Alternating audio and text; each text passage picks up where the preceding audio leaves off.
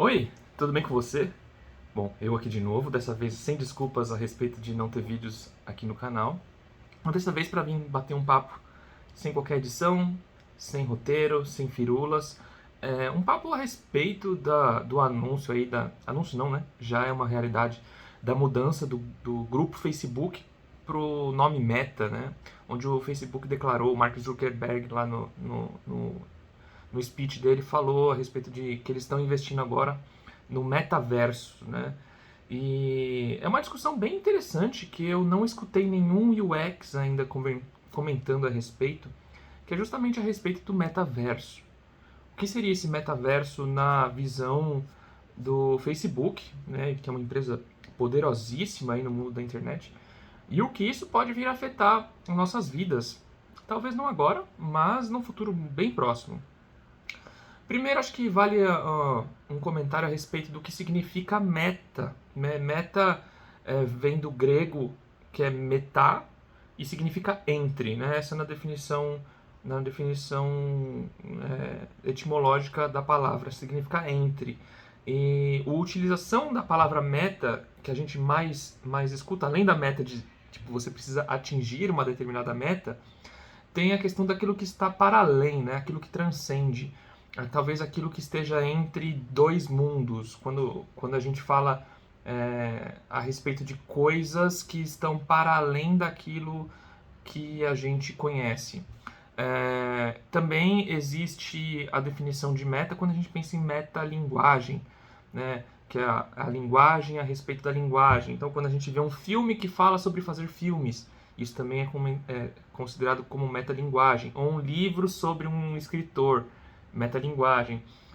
No caso da empresa Meta, acho que tem esse trocadilho aí do meta de alcançar, de objetivo, e meta de transcender, né? De transcender a nossa compreensão do mundo atual, como nós o conhecemos, para algo para além daquilo que nós conhecemos. Tem esse trocadilho aí porque eu acho que o Facebook está colocando como meta embarcar nesse universo que não é recente, tá? Acho que já está o papo sobre realidade aumentada, mista, realidade virtual, já é um papo que tem mais de 10 anos. E com 10 anos com critérios que tornam ele possível. Claro que tem toda uma outra discussão para além disso, para antes disso, a respeito de como transcender aí nessa questão do universo tecnológico, né, da internet, como a gente está mais integrado com a internet. O próprio filme Matrix, acho que é um pouco a respeito disso já, e com certeza tem outras literaturas que falam sobre isso, sobre a gente estar numa realidade e que existe uma realidade para além dessa realidade onde a gente vive. Nossa, que confusão que eu falei agora, né? Espero que tenha feito sentido. Mas, bom, o Facebook talvez seja a primeira empresa que está assumindo esse posicionamento. E eu vejo que o mercado pode tomar dois rumos a partir daqui. O primeiro seria, deixa o Facebook fazer e vamos ver se eles conseguirem, depois a gente embarca. O que eu acho que é meio arriscado para as empresas. E o segundo já que o Facebook, com a capacidade, com o tamanho que eles têm, com a tecnologia que eles têm, estão entrando, é melhor eu entrar nesse jogo também, para eu não ficar para trás nessa corrida. Então eu imagino que o Google possivelmente vai entrar nessa disputa aí, e outras empresas, outras grandes da tecnologia, também entrarão nessa disputa para controlar o que é considerado o metaverso. O metaverso é basicamente uma nova camada em cima da nossa realidade, com a qual a gente vai interagir usando dispositivos. Hoje os dispositivos ainda são meio zoados, são chatos, mas eu vou te dizer, não precisa muito para enganar o nosso cérebro, não. Há uns bons anos atrás, pelo menos uns 5 anos atrás, eu comprei um celular e eu ganhei da Samsung o VR deles, né? Que você encaixava seu celular e você colocava isso no seu rosto e você basicamente estava numa realidade virtual ali. E ele tinha alguns aplicativos de teste para você fazer e, gente, apesar da resolução, apesar de você ver os pixels, apesar daquele desconforto no rosto, eu fui enganado. A minha realidade, a minha percepção visual foi enganada por meio de um dispositivo. não é preciso muito para enganar a nossa realidade. Existem vários efeitos psicológicos aí que mostram o quanto é possível você enganar o seu cérebro a sentir, a ver, a experimentar sensações que não estão ali, mas ele experimenta. Acho que a própria hipnose trata um pouco a respeito disso. Tem muitos estudos a respeito de membros fantasmas, quando alguém é amputado e continua sentindo as sensações que sentiria num membro ali. Ou até um estudo, ou até um experimento bem antigo, com o qual a pessoa colocava como se fosse um espelho, né? Um espelho não, um tapume aqui cobrindo seu braço e colocava um braço de um manequim na sua frente e o seu braço de verdade estava do lado. E aí o experimento é a pessoa vai com uma pena fazendo esse movimento tanto na sua mão real, que está escondida dos seus olhos, quanto no manequim, que está simulando como se fosse a sua própria mão. E aos poucos, a sensação vai sendo transferida pela realidade que você está experimentando para o manequim. E aí o cientista que está realizando o teste, de repente bate uma marreta em cima do manequim e a pessoa sente a dor, sente o susto, sente a reação do manequim, mesmo sem estar sentindo na própria mão. Falei isso só para mostrar como a nossa realidade é muito fácil de ser enganada pelo nosso cérebro. E isso me faz entrar numa outra discussão. Sim, a nossa realidade é uma interpretação que nosso cérebro faz dos 5 sentidos. Então, as coisas que nós vemos, na verdade, elas só são como são porque nosso cérebro capta as informações daquele jeitinho que a gente as vê e as interpreta. Então a gente consegue, pelo fato de nós termos 2 olhos, a gente enxerga, consegue identificar profundidade na nossa visão. Pelo fato da gente ter o tato, a gente consegue, através da memória, identificar qual que é a sensação daqueles objetos, qual é a sensação do tato daqueles objetos. E os outros sentidos também, o paladar e o olfato, né, que são extensão do mesmo sentido. Então, não precisa muito para enganar o nosso cérebro. E eu vejo que o Facebook entrando nesse jogo com muita tecnologia, outras empresas vão entrar também. E se eu pudesse dar uma dica para novos UX designers aí, para novos não, né? Para a nossa comunidade no geral, seria não esperar que algo aconteça para que a gente assuma a responsabilidade de tomar conta desse espaço virtual, dessa camada nova de realidade que essas empresas estão se propondo a criar. Serão necessários designers de experiência de usuário em ambientes virtuais.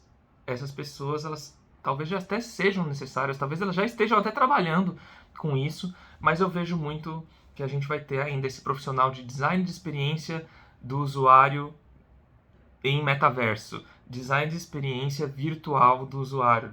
Enfim, a gente ainda vai ver isso.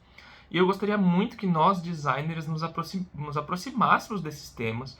Então, consumam mais a respeito desse assunto. Apesar de parecer distante, não está. Acho que existe aquela... Como é que é o nome? É a curva de... Não vou lembrar o nome, mas existe todo um estudo feito da evolução ainda. É uma curva exponencial da tecnologia.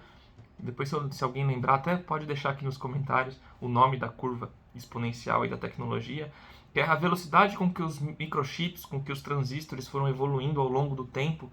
E é impressionante o quanto que a nossa capacidade tecnológica foi evoluindo e foi se dobrando e multiplicando exponencialmente ao longo dos anos. Como um exemplo, a primeira missão espacial que pisou na Lua, ela tinha computadores com a capacidade do primeiro iPhone. E hoje a gente está com máquinas poderosíssimas nos nossos bolsos. Então, só para vocês verem aí que num passo de 50 anos, o que a nossa tecnologia evoluiu, a velocidade com que ela evoluiu e onde ela pode chegar dentro em breve.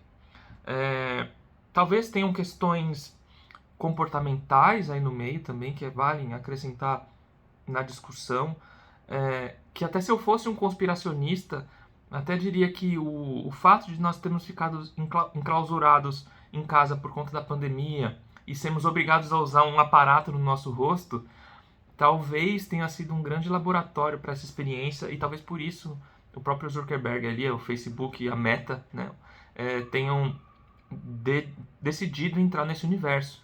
A gente está propenso a aceitar essa tecnologia. Por estar preso em casa, nós talvez no metaverso teríamos aí a liberdade de ir para o mundo exterior, na segurança dos nossos lares.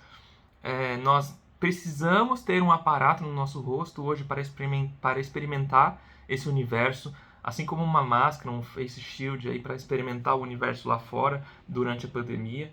Então, se eu fosse um conspiracionista, eu diria que tem tudo a ver com esse momento. Mas eu não sou, mas fica aí uma pulguinha atrás na orelha para a gente refletir a respeito disso, de como a tecnologia também depende do momento certo para existir. E sobre isso, tem até um filme, é um filme ou um documentário no Netflix a respeito de uma tecnologia chamada TerraVision, o TerraVision, que é um precursor do Google Maps e essa disputa jurídica aí a respeito que essa empresa criou o Google Maps muitos anos antes do Google Maps, e aí a Google foi lá e roubou a patente. É uma história super bacana, chama The Billion Dollars Code, alguma coisa assim. Também vou pedir para alguém deixar aqui no comentário caso tenha chegado até aqui nesse vídeo, que hoje foi um pouquinho mais longo, mas é uma reflexão interessante e eu gostaria de abrir a porta desse diálogo. Você tem algum comentário a respeito do metaverso, do que ele pode significar para nós, UX designers, e como que a gente pode se preparar para esse mundo que está chegando? Se você tiver, vou deixar também um espaço para que você fale aqui nos comentários, seja no YouTube, no LinkedIn, no Instagram, onde quer que seja. Eu vou adorar ouvir mais a respeito disso por parte de vocês. E se for um conteúdo interessante, de repente eu estudo mais a respeito, vejo o que o mercado de design de experiência está planejando ou já está fazendo em cima desse assunto e tento trazer num novo vídeo. E por esse vídeo é isso. Agradeço aí pela atenção. Se você não é inscrito, se inscreve. Se você não curtiu, curta. Se você não curtiu, dê um dislike também, faz parte, é um feedback importante. E até o próximo. Tchau, tchau.